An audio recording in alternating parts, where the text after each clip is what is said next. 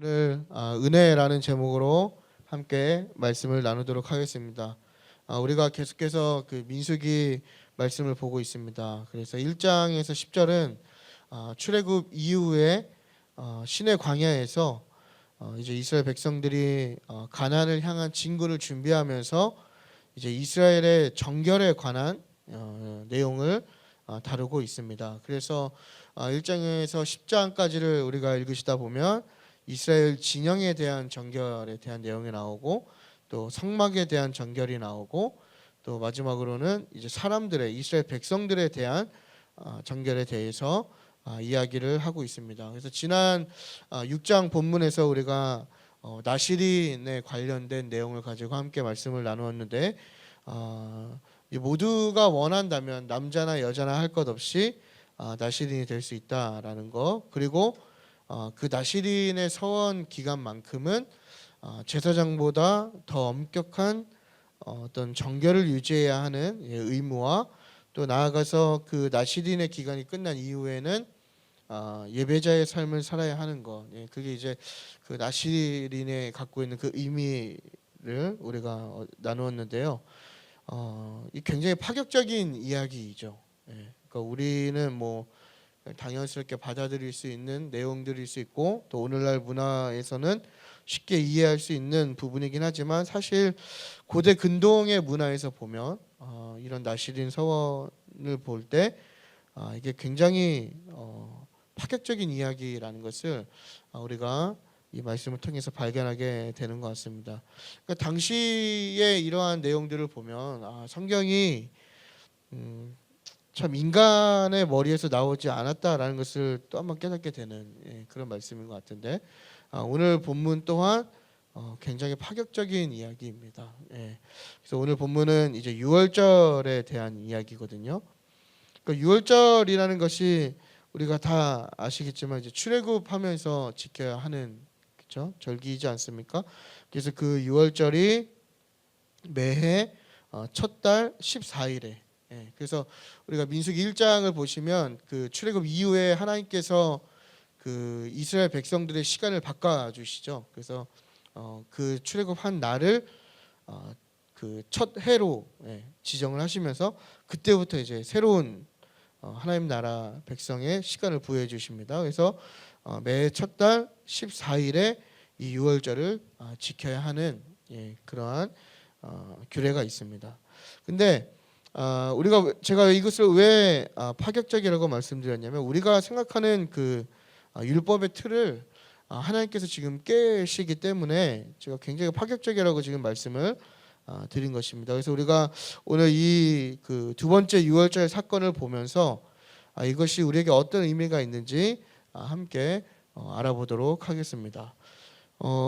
이게 개혁교회죠. 우리가 지금 믿는 교회가 이제 개혁교회인데 이 개혁교회, 그러니까 종교개혁의 좀 부정적인 유산이 무엇일까 우리가 이야기할 때 저는 개인적으로 좀 지나친 은혜가 강조되는 것이 조금 부정적인 유산이 아닌가 이렇게 생각이 됩니다. 그래서 당시 중세교회의 어떤 행위적인 믿음을 반대하는 의미에서 이제 오직 믿음을 많이 강조하고 또 오직 은혜 또 칭의에 관련된 내용을 많이 우리가 강조하지 않습니까? 근데 동시에 그러한 것들이 강조되면서 특히나 이 한국 교회의 주일학교의 가르침 속에 나타나는 또 부정적인 현상이 무엇이냐면 바로 이 율법에 대해서 굉장히 부정적으로 어떤 프레임을 씌워지고 있다라는 것이죠.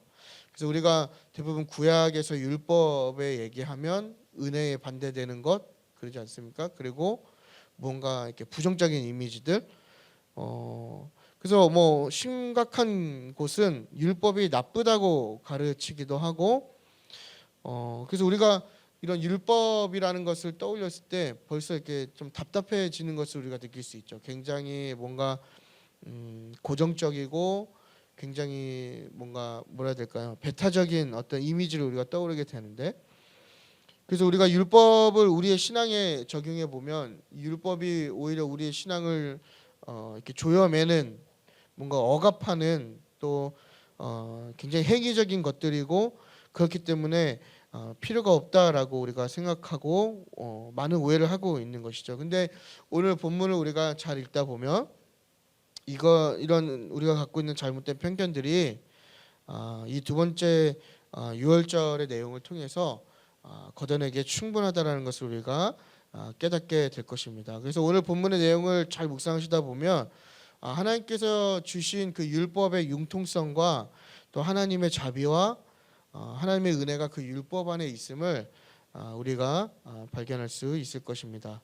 오늘 본문을 보시면 이 출애굽 이후에 이제 1년이라는 시간이 지나는 것이죠. 그래서 9장 1절을 보면 애굽 땅에서 나온 다음 해 첫째 달에, 그래서 이제 출애굽을 한 지 1년이라는 시간이 지난 것입니다. 그래서 1년인 지난 이 시점에 하나님께서 모세를 통해서 너희가 그 시내 광야에서 유월절을 지키라고 말씀하시는데, 그 이전에 1년 전에 유월절은 애굽 땅에서 지낸 유월절이죠. 그래서 10가지 재앙 중에 그 마지막 재앙에 그 유월절을 지키지 않습니까? 그래서 이제 출애굽을 하고 1년이라는 시간이 지난 것입니다. 그래서 시내 광야에서 이제 유월절을 지켜야 할 때가 된 것인데, 이제 모세를 통해 하나님이 말씀하셨고 이스라엘 백성이 이제 그 말씀에 순종하는 것이죠. 그래서 5절까지의 내용을 보면 다 지켜 행했다라고 얘기하고 있습니다. 근데 이제 6절을 보면 변수가 하나 발생하는데, 바로 시체로 인해서 부정해진 사람들이 이 유월절에 함께 동참할 수 없게 된 것이죠. 그러니까 뭐 여러 가지 이유가 있었을 것입니다. 그러지 않습니까? 뭐 가족의 죽음이었을 수도 있고, 어떤 장례를 통해서 시체를 접했을 수도 있고, 또 뜻하지 않게, 원치 않게 뭐 이렇게 뭐 누가 죽으면서 이렇게 또 터치가 되거나 접할 수도 있고, 뭐 여러 가지 상황들이 있었겠죠. 근데 결과적으로는 뭐냐면 시체를 접하는 그 부정함 때문에 유월절에 함께 참여하지 못하는 상황이 발생해 버린 것입니다. 그래서 이 백성들이 이 문제를 가지고 모세에게 이야기하였고, 모세가 하나님께 질문하는 내용이 오늘 8절과 9절까지의 내용이죠. 그러자 하나님께서는 뭐라고 대답하시냐면, 바로 둘째 달, 그러니까 쉽게 얘기하면 다음 달 14일에 지키지 못한 자들이 다시 유월절을 그 규례에 따라서 지키라, 이렇게 말씀하시는 겁니다. 그러니까 유월절이 1년에 한 번 있는 행사잖아요. 그러니까 마치 우리가 이번 주가 주일이 두 번인 것 같은 느낌이지 않았습니까? 24일 날 주일 날 성탄, 그죠? 이브인데 주일이니까 또 예배를 드렸고, 25일 날 월요일이지만 왠지 주일 같은 느낌? 그런 것처럼 이게 1년에 한 번 오는 굉장히 큰 절기인데, 그 규칙을 하나님께서 바꾸셔서 바로 그 다음 달에, 두 번째 달 14일에 이러한 이유로 지키지 못한 자들이 유월절을 지키도록 그 율법을 지금 갱신해주고 계시는 겁니다. 그러니까 굉장히 우리가 생각하는 율법에 대한 틀과 많이 다른 부분을 우리가 발견할 수 있게 되는 것이죠. 그러니까 우리가 생각하는 대로 하나님께서 주신 율법이 뭔가 고정적인 틀이나 어떤 정죄의 도구의 의미로만 사용되었다면, 사실 이 첫 유월절을 지키지 못한 사람들은 이 13절의 저주를 그대로 받아야 했죠. 그래서 그 백성 가운데서 끊어지는 이 죽음의 저주를 받아야 마땅했지만, 근데 우리가 이 본문을 보면 알 수 있지만 이 율법이 굉장히 쉽게 갱신이 되어 버립니다. 그러니까 1년에 한 번 지켜야 하는 절기임에도 불구하고 하나님께서 그 상황을 판단하신 후에 굉장히 유기적으로 그 율법의 내용을 바꿔주고 계시다라는 것을 우리가 발견하고 있는 거예요. 그러니까 율법의 핵심의 원리는 변하지 않지만, 하나님께서 이스라엘 백성들이 겪어야 하는 상황과 환경에 맞춰서 그 율법의 핵심적인 내용 안에서 맞춰서 계속해서 율법을 갱신하고 계시다라는 것을 우리가 발견하게 됩니다. 그래서 우리가 이후에 이제 신명기 말씀을 읽으시게 되다 보면 하나님께서 이 가나안에 들어갈 새로운 세대에게 굉장히 많은 그 이전의 율법과 다른 또 새로운 갱신된 율법들을 많이 주시는 걸 우리가 발견하게 되는 것이죠.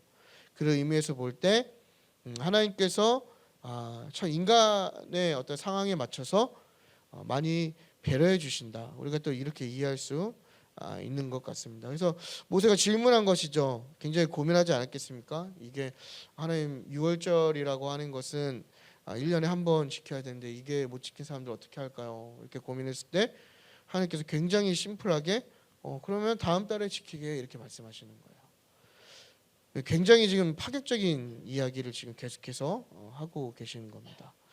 그러니까 광야 진군에 앞서서 이스라엘에게 필요한 것은 정결이었죠. 왜냐하면 하나님께서 함께 하시기 위해서는 이스라엘에게는 정결이 필요했기 때문입니다. 그래서 모든 과정에 이제 순종함으로써 이제 준비가 잘 되어가고 있었고 이제 6월절을 끝으로 이제 이 정결을 향해 가면서 이제 본격적인 광야의 진군이 시작되는 것이죠. 그러니까 1장에서 10장까지의 내용이 굉장히 많이 있지만 사실 지금 이스라엘 백성은 출애굽해서 거의 한 2년이라는 약 2년 안 되는 시간을 지금 그 홍해 건너편에서 지금 기다리고 있는 상황인 것입니다. 그러니까 굉장히 많은 시간을 그곳에서 이 정결 의식을 통해서 준비를 하고 있는 것을 우리가 발견하게 되는 것이죠. 그래서 6월절을 지킨다라는 것은 이 이스라엘의 궁극적인 구속이 전적으로 하나님의 주권 아래 있음을 상기시켜주는 중요한 사건인 것이죠. 그러니까 광야의 생활을 어떻게 할까라고 우리가 많이 이야기할 때 뭐 하나님께서 인도하셨다라는 이야기를 많이 하지 않습니까? 그것의 대표적인 절기가 바로 이 유월절입니다. 그래서 우리가 이제 이 신의 광야를 출발하기 앞서 이 유월절은 굉장히 필요한 것이었죠. 이스라엘 백성들에게 굉장히 필요한 것이었는데 하나님께서 다행히 또 은혜를 베풀어 주셔서 이 두 번째 유월절을 지키게 하신다. 우리가 이게 본문을 내용을 통해서 우리가 정리할 수 있는 것 같습니다. 그래서 오늘 내용을 통해서 우리가 세 가지 우리에게 적용해 볼 수 있는 점이 있는데요. 첫 번째는 뭐냐면 하나님의 규례는 또 규칙은 정확하고 철저하게 지켜야 한다라는 것입니다. 그래서 하나님께서 정한 기일에 지키라고 2절에서 말씀하시죠. 그리고 날짜도 3절에서 정해주시고 또 그 모든 율례와 그 규례대로 지키라고 말씀하시고 그 내용들이 이제 출애굽기 11장에서 12장에 있는 내용이지 않습니까? 그래서 반복해서 지금 어떠한 내용을 하나님께서 말씀하시냐면 규례와 율례를 따라서 이렇게 반복적으로 말씀하십니다. 그러니까 이 핵심적인 내용이 무엇이냐면 하나님의 관련된 것은 하나님의 말씀대로 온전히 지켜 행해야 한다라는 것을 우리에게 말씀해주고 있는 것입니다. 그러니까 하나님은 정확하신 하나님이시죠. 우리가 하나님에 대해서 다양한 수식을 붙일 수 있지만 하나님은 굉장히 정확하신 분이다라는 것을 우리가 알 수 있습니다. 그래서 하나님께서는 그 규례들로 여러 가지 많은 규례들로 우리를 귀찮게 하시려고 하는 것이 아니라 정말 그 작은 부분까지도 온전히 순종하기를 우리에게 기대하신다라는 것입니다. 그러니까 하나님께서 이 복잡한 내용들을 통해서 왜 이스라엘에게 정결한 어떠한 것을 강조하셨을까? 우리가 질문했을 때 바로 하나님께서 요구하시는 것은 궁극적으로 순종하기를 기대하시는 것이죠. 그러니까 이스라엘 백성이 광야 진군을 앞서고 또 가나안에 들어가기까지 그리고 그 이후에도 하나님의 나라, 그렇죠? 하나님의 백성이 결국 붙들어야 할 것은 무엇인가? 바로 작은 부분까지 온전히 순종하기를 하나님께서 기대하신다라는 것입니다. 그러니까 순종이 하나님께 얼마나 중요한 것인지는 우리가 말씀을 통해서 많이 알게 됩니다. 그래서 순종하는 것만큼 중요한 것이 없는 것이죠. 그래서 우리의 삶에 적용해 보면 내 멋대로 살고 내 마음대로 사는 것이 하나님이 기뻐하시는 삶이 아니라 하나님의 말씀에 그대로 순종하며 사는 삶이 하나님을 기쁘시게 하는 삶이라는 것을 또 그것이 참된 복된 삶이다라는 것을 우리가 깨달아야 한다라는 것입니다. 그러니까 우리가 많은 것을 소유하고 자꾸 누리는 것이 복된 삶이라고 이야기하지만 우리는 많은 것을 누리는 것이 복된 것이 아니라 결국에는 하나님의 말씀에 온전히 순종하는 삶이 복된 삶이다라는 것을 이 두 번째 유월절의 규례를 통해서 우리가 우리의 삶에 잘 적용하고 깨달아야 하는 것이죠. 그러니까 이것이 우리의 모든 삶에 동일하게 적용되는 원리라고 저는 생각이 됩니다. 그래서 우리의 가정도 또 우리의 어떤 인간관계도 또 우리의 직장이나 뭐 사업장도 하나님의 말씀을 그대로 지켜 행하는 것. 예. 근데 대부분 우리는 그대로 지켜 행하기보단 사실 우리의 어떤 편의와 우리의 판단대로 지킬 때가 많이 있죠. 그래서 뭐 좋은 거, 내가 듣기 좋은 거, 또 뭐 우리가 말씀 읽을 때도 그렇게 하지 않습니까? 내가 듣기 좋은 거, 뭐 성경에서도 뭐 많이 준다고 하면 형광펜으로 성경책 찢어질 때까지 밑줄 긋고 그러지 않습니까? 뭐 선지서 읽으면서 불 떨어진다는 소리, 죽는다는 소리 이런 거는 밑줄 한 개도 안 그시잖아요. 그러지 않으세요? 예. 저는 반대거든요. 저는 이렇게 불 떨어지고 심판받는 얘기 전 밑줄 굉장히 많이 긋거든요. 막 동그라미 긋고. 예. 그러니까 우리는 다 그렇게 생각하는 것이죠. 내 임의대로 또 어떤 내 가치에 맞춰서 온전히 지켜 행하지 않는 것이죠. 그러니까 우리의 삶이 참 어떻게 보면 하나님의 은혜 가운데서 복된 삶인 것 같지만 또 복되지 않는다고 이야기할 수 있는 측면이 무엇일까라고 했을 때 바로 이 온전히 순종하지 못하는 거. 그러니까 일단 잘못된 복에 대한 개념에서 시작되는 그렇죠? 우리의 신앙과 또 그 순종하지 못하는 그렇죠?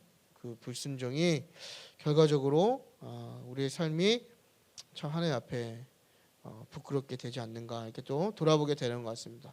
뭐 신앙생활도 마찬가지지 않겠습니까? 뭐 예배도 마찬가지죠. 정확하고 철저하게 지켜야 하는 것이죠. 그러니까 대부분 제가 늘 말씀드리지만 유독 교회에만 오면 교회라는 프레임 안에서 자유를 외치시는 분들이 굉장히 많으세요. 그래서 뭐 교회는 무조건 자유해야 된다. 방종하는 것이죠. 그건 자유가 아니라 하나님께서 우리에게 요구하시는 것은 굉장히 정확하고 철저합니다. 구약의 제사법도 굉장히 정교하고 굉장히 정확하고 굉장히 철저하게 지켜야 하고 신약에 있는 예배 또한 하나님께서 원하시는 예배는 성경적으로 굉장히 정확하게 정리되어 있다라는 것이죠. 그러니까 우리가 이렇게 그냥 뭐 예배를 드리는 것도 굉장히 귀한 것이지만 우리가 더 하나님을 만족시키는 예배로 나아가기 위해서는 우리가 이 예배에 대한 또 다른 연구가 우리 스스로에게 필요한 것을 우리가 또 피할 수 없는 문제인 것 같아요. 단순히 이게 저처럼 신학 전공이다, 뭐 아니다의 문제가 아니라 요즘 좋은 책들이 많이 있잖아요. 우리가 그런 어떤 책들을 통해서 우리가 또 이 예배를 드리는 자로서 이 예배에 대한 고민을 좀 할 필요가 있지 않은가. 과연 성경적인 예배가 무엇일까? 또 하나님께서 우리에게 원하시는 그냥 추상적인 뭐 전심으로 드리는 예배 이런 거 말고 진짜 하나님께서 우리에게 원하시는 예배가 무엇인가 좀 고민해 볼 필요가 있다라는 것이죠. 왜냐하면 우리가 하나님께서 원하시는 게 무엇인지 알아야 그것을 정확하고 철저하게 지켜 행하지 않겠습니까? 근데 우리가 이러한 부분에 대해서 많이 부재한다라는 것이죠. 그래서 우리가 이러한 부분을 보완하고 또 그 내용에 대해서 알고 지켜 행할 때 우리가 드려지는 이 예배가 하나님을 만족시키는 예배 또 살아있는 예배로 이어지지 않겠는가 또 이렇게 우리에게 적용해 볼 수 있는 것 같습니다. 그래서 결국 이스라엘 백성이 그 4절과 5절을 보시면 모세가 명령하였고 이제 5절에서 이 시내 광야에서 그 유월절을 잘 지켜 행하게 되는 것을 발견하게 됩니다.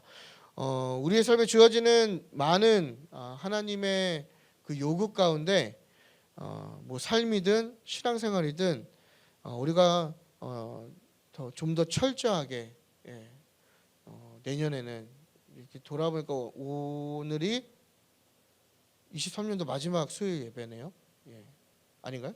아무튼 뭐 내년에는 좀 더 정확하고 철저하게 요구되는 것을 지켜서 하나님 좀 만족시키는 삶과 예배가 되어야 되지 않을까, 신앙생활이 되어야 되지 않을까 이렇게 좀 돌아보게 되는 것 같습니다. 두 번째는 하나님은 우리와 함께 하시기를 원하신다라는 것이죠. 그러니까 이스라엘 백성이 유월절을 지킬 때 그 유월절을 지킬 수 없는 사람이 발생하게 되지 않습니까? 예. 근데 만약에 이 율법이라고 하는 것이 우리가 생각한 대로 작용한다면 사실 이 그 첫 번째 그 유월절을 지키지 못하는 사람들은 결국 버려져야 되는 사람들입니다. 그러지 않습니까? 그 정결을 지키지 못했기 때문에 진영 밖으로 버려져야 되는 그러한 사람들이지만 그러나 하나님은 이들에게 유월절을 지키라고 말씀하시면서 바로 다음 달에 또 두 번째 기회를 주시는 것이죠. 그러니까 저는 이 두 번째 유월절이라는 것에 굉장히 많은 은혜를 받았거든요. 결국엔 두 번째 기회를 주시는 거잖아요. 그러니까 정결에 참여하게 하시는 이유가 무엇일까? 그러니까 하나님께서 계속 이스라엘 백성에게 정결을 강조하시고 정결한 행위를 강조하시는 이유가 무엇일까? 결국에는 그것은 하나님이 우리와 함께 하시기 위해서라는 것이죠. 그러니까 하나님이 우리의 삶에 임재하시기 위해서 우리가 정결해야 된다라는 거예요. 왜냐 하나님은 거룩한 곳에 임재하시는 분이시기 때문에. 그러니까 둘째 유월절, 그러니까 세컨 찬스를 우리에게 주신다라는 것이 여러분 이게 오늘날 우리가 뭐 유월절을 지키지 않지만 지금 우리의 삶에 굉장히 큰 은혜로 지금 다가오는 것입니다. 사실 이 세컨 찬스가 없다면 사실 저와 여러분은 뭐 벌써 뭐 몇백 번이 아니죠. 이미 뭐 죽어 마땅한 삶이지 않습니까? 매일 하나님께 범죄하고 또 부정하고 여전히 죄인의 삶에 있고 옛사람의 삶을 살고 있고 그죠? 여전히 껍데기들 또 썩어질 것에 연연하면서 우리가 그런 것을 바라보고 살 때 그럼에도 불구하고 하나님께서 두 번째 유월절을 이스라엘 백성에게 허락하셨듯이 오늘날 우리에게도 다시 한 번 더의 기회를 주신다라는 거. 이게 굉장히 우리에게 지금 큰 은혜라고밖에 설명할 수 없는 것이죠. 그러니까 은혜가 무엇일까라고 설명해 보면 결국에는 다시 한 번 더 기회를 주시는 거예요. 그러니까 오늘 예배도 마찬가지지 않습니까? 매일 우리가 이게 반복된다고 해서 뭐 저도 참 부끄러운 얘기지만 그냥 뭐 반복된다고 해서 이게 당연한 게 아니에요. 사실 이거는 어떻게 보면 세컨 찬스인 거죠. 매번 드려지는 예배 가운데 하나님께서 우리에게 은혜를 베풀어 주시는 것이지 않습니까?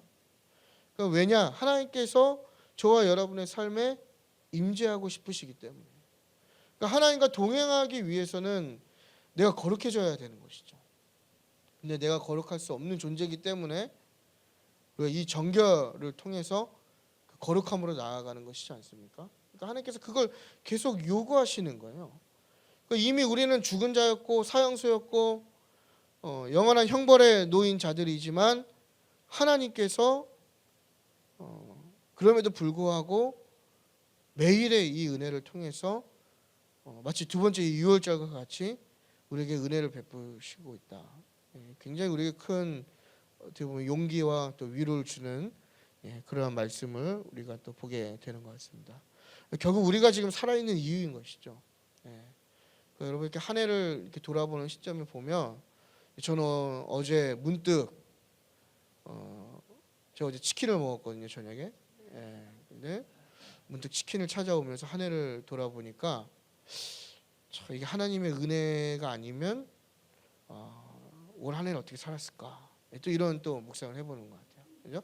우리가 좋은 날도 있었고 또 우리가 좋지 않은 날도 있었고 또 우리가 또 궁핍한 날도 있었고 부유한 날도 있었고 다양한 많은 날들이 1년 동안 우리에게 또 기쁨도 있고 슬픔도 있고 뭐 이렇게 있지만 우리가 이렇게 이 시점에 와서 돌아보면 그 모든 것들이 하나님의 은혜였고 하나님의 시간이었고 또 하나님의 때였고 하나님이 원하시는 타이밍이었고 그것이 가장 좋은 것이다라는 것을 우리가 돌아볼 때 깨닫게 되는 것이죠. 그게 은혜이지 않습니까? 결국 이 두 번째 유월절이 주는 그 의미가 바로 이런 것이죠. 오늘날 우리에게 주어지는 다시 한 번의 기회. 그러니까 이 두 번째 유월절이 우리 인간을 향한 하나님의 마음이 어떠한지를 우리가 굉장히 잘 알 수 있는 그 말씀입니다. 그래서 임마누엘 하신 하나님, 그죠? 얼마 전에 성탄이었죠. 임마누엘 하신 하나님, 예수 그리스도, 그리고 또 영원한 이 속죄 제물이 되신 어린 양 예수를 우리가 다시금 또 이 두 번째 유월절에서 시작하여 우리의 삶에 적용해 볼 때 다시 한번 더 이렇게 또 묵상하게 되는 것 같습니다. 나아가서 우리가 이런 은혜와 사랑을 입은 자로서 먼저는 그 은혜를 잊어서는 안 될 것이죠. 그래서 우리가 뭐 좀 잘 되고 좀 이렇게 시간이 연차가 쌓이면 다 내 잘난 맛으로 살지 않습니까? 그러지 않습니까? 뭐 다 내가 잘해서 잘한 거고 내가 다 믿음이 좋은 거고. 근데 여러분 그 은혜를 우리가 잊기 때문에 이렇게 교만해지고 방종하게 되는 것이죠. 근데 우리가 그 은혜를 한번 떠올려 보자는 거예요. 과거에 우리의 정말 부끄러운 모습들, 또 뭐 지금 당장에도 부끄러운 모습들 다 떠올려 보면 이게 하나님의 은혜 덕분에 내가 이렇게 지금 됐구나. 은혜 아니면 아무것도 아니구나. 그래서 우리가 저절로 하나님 앞에 겸손해지지 않겠습니까? 근데 대부분 우리는 다 우리의 잘난 모습과 잘난 상황만 기억한다는 거죠. 그게 다 나 때문에 잘 됐다라는 거예요. 나 때문에 잘 풀렸고, 나 때문에 잘 이루었고, 내 노력으로 이루었고. 그래서 우리 신앙생활도 마찬가지죠. 그렇지 않습니까? 여러분 혹시 오늘 이 가운데 나의 어떤 능력으로 나의 의지로 수요예배 나왔다고 생각하시는 분이 안 계시겠죠? 예, 그러시면 안 되겠죠. 다 내가 뭐 잘난 것 같고 나만 은혜 넘치는 것 같고.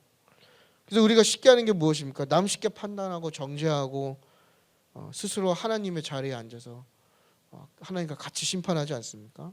예. 우리가 이 은혜를 먼저 받은 자로서 진지하게 좀 돌아보면서 회개하고 고민해볼 좀 그 필요가 있는 것 같습니다. 그러니까 우리는 어떻게 보면 은혜를 제대로 경험하지 못한 사람들이죠. 정말 하나님의 큰 은혜에 경험한 사람은 저절로 겸손해질 수밖에 없다. 그래서 이제는 우리가 그 하나님의 은혜와 사랑을 기억했으면 좋겠습니다. 그리고 그 은혜와 사랑을 흘려보내는 저와 여러분의 삶이 되기를 축복합니다. 우리 마지막으로 14절을 읽어보도록 하겠습니다. 14절 시작.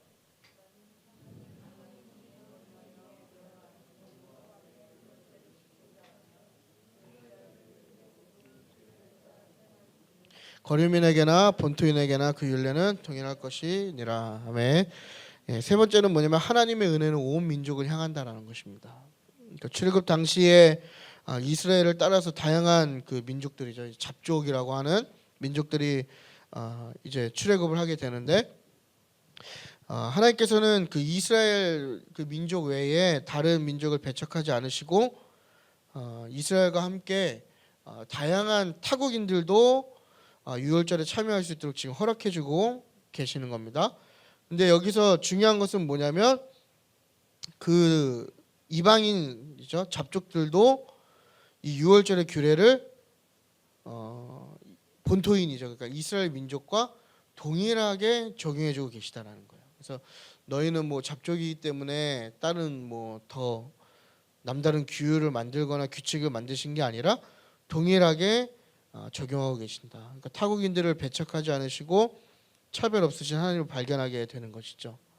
그래서 14절의 이 말씀은 하나님의 은혜가 이미 온 민족을 향하고 있다고 우리가 이렇게 해석할 수 있는 것 같습니다. 그래서 우리 대부분 구약은 뭐 이렇게 뭐 구심적인 선교 뭐 이런 얘기 많이 하고 신약은 원심적인 선교 뭐 이렇게 해서 구약은 뭐 이스라엘 백성에 대한 선교이고 신약은 이제 우리가 생각하는 그죠, 이방 민족을 향한 선교라고 우리가 많이 이렇게 이야기하지만 사실 뭐 이미 하나님께서는 그죠, 이 열방을 향한 선교를 지금 시작하고 계신 것이죠. 그 하나님의 그 은혜가 지금 이미 여러 민족을 향해 나아가고 있다는 것을 우리가 발견하게 됩니다. 그러니까 이미 하나님께서 부르신 그 이스라엘 백성이라는 그 공동체 자체가 우리가 생각하는 그 민족성을 이야기하는 것이 아니라 지난번에 제가 말씀드렸지만 거룩한 백성, 제사장 나라의 어떤 정체성을 의미하는 게 이제 이스라엘의 참된 의미인 것이죠.